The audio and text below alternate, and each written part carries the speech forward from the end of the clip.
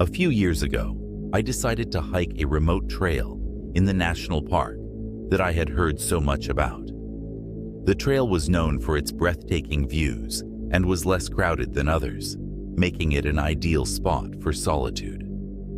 I set out early in the morning, the sun barely peeking over the horizon. As I made my way up the trail, the scenery was beautiful. The air was crisp, and the sounds of nature surrounded me. Birds chirping, leaves rustling in the wind. I felt completely at peace, just me and the wilderness. But as I hiked deeper into the woods, the atmosphere shifted. The trees became denser, and the path narrowed. The silence grew heavier, broken only by the occasional snap of a twig underfoot. After a couple of hours, I reached a scenic overlook that took my breath away. I spent some time there taking photos and enjoying the view. But as I turned to head back, a chill ran down my spine. The air had changed, and a sense of unease settled over me. I shrugged it off and started my descent. About halfway down, I began to hear rustling in the bushes behind me. I stopped to listen, but the sound stopped too. My heart raced as I resumed my hike, quickening my pace, convinced that I was imagining things. Just as I reached a particularly narrow part of the trail, I heard it again, much closer this time. I glanced over my shoulder and froze.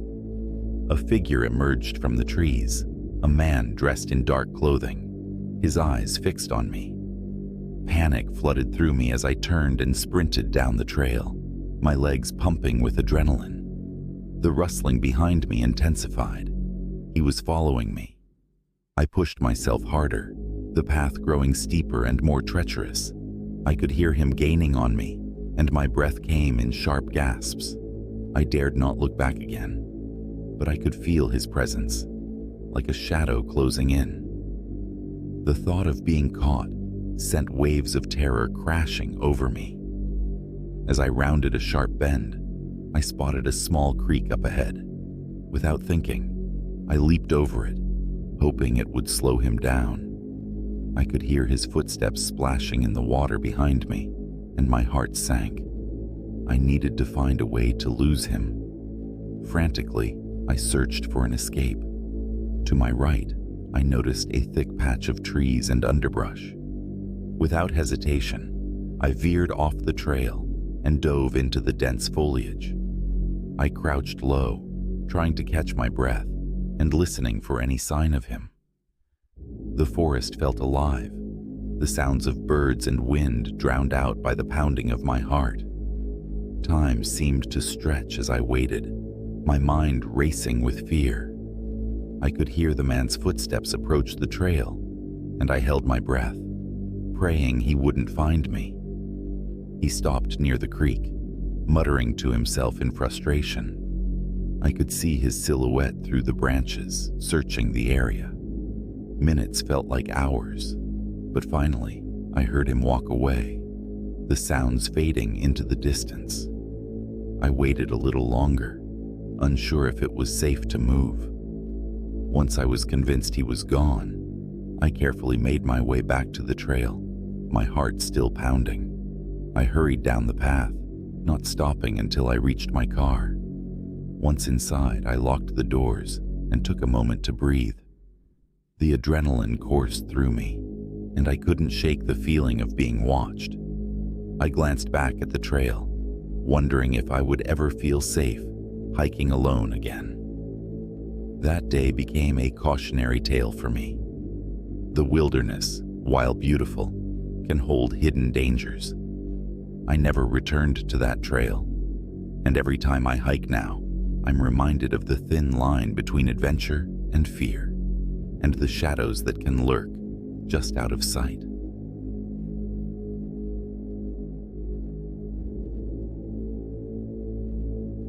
Last fall, my friend Sarah and I decided to go hiking in a remote area of the national park. We were both outdoor enthusiasts and had done our fair share of hikes, but this one was supposed to be special. The trail led to a secluded overlook with breathtaking views, and we were eager to experience it together. We set out early in the morning, the sun just rising, casting a golden light over the landscape. The first part of the hike was beautiful, with vibrant fall colors painting the trees and the air crisp and refreshing. We talked and laughed, our spirits high as we navigated the winding trails. As we approached the halfway point, we took a break to enjoy some snacks and soak in the scenery. That's when I noticed the sudden absence of sound. The usual rustling of leaves and chirping of birds had stopped, replaced by an eerie silence. I brushed it off as just our imagination running wild, but I could see Sarah's expression change too. "Do you feel that?" she asked, glancing around. "Feel what?" I replied, forcing a laugh to lighten the mood. "I don't know. Like we're being watched." I shook my head, trying to dispel the feeling. We continued on, but the sense of unease clung to us. We moved deeper into the woods, the trees growing thicker and the trail narrowing. I couldn't shake the feeling that something was off. About an hour later, we reached a clearing with a stunning view of the valley below. We stopped to take pictures, but I still felt a nagging sense of discomfort. As we prepared to head back, I suddenly heard a noise, a rustling coming from the bushes nearby. "Did you hear that?" I whispered, my heart racing. Sarah nodded, her eyes wide. It sounded big. Before we could react, a mountain lion emerged from the brush, its powerful body sleek and muscular. It paused a few yards away, staring at us with its piercing yellow eyes.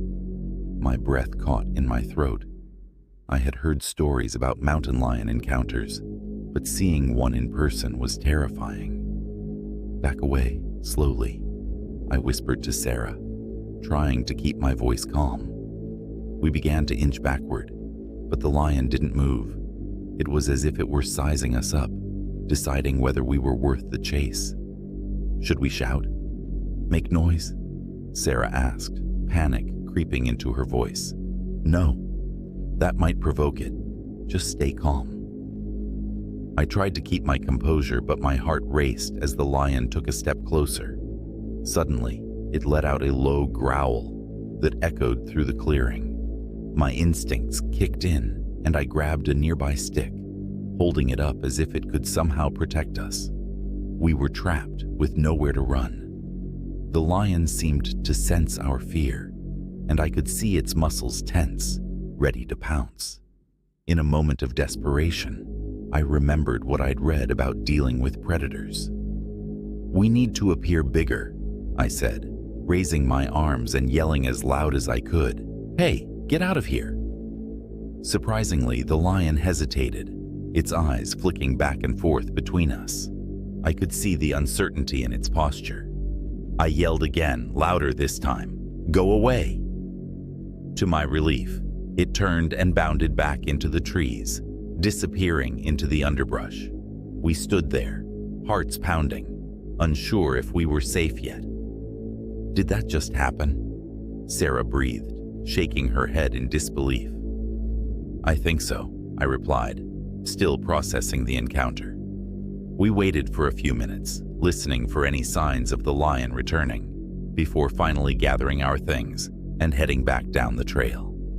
The atmosphere felt different now, tense and heavy, as if the forest had been holding its breath.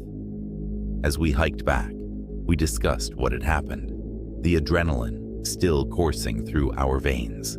We didn't talk much, both of us lost in our thoughts about the close call. When we finally reached the car, we collapsed into the seats, relief washing over us. We had ventured into the wild, hoping for an adventure, and we got one we'd never forget. From that day on, I made sure to be more aware of my surroundings when hiking, always remembering that nature holds its own dangers, sometimes lurking just beyond the trees.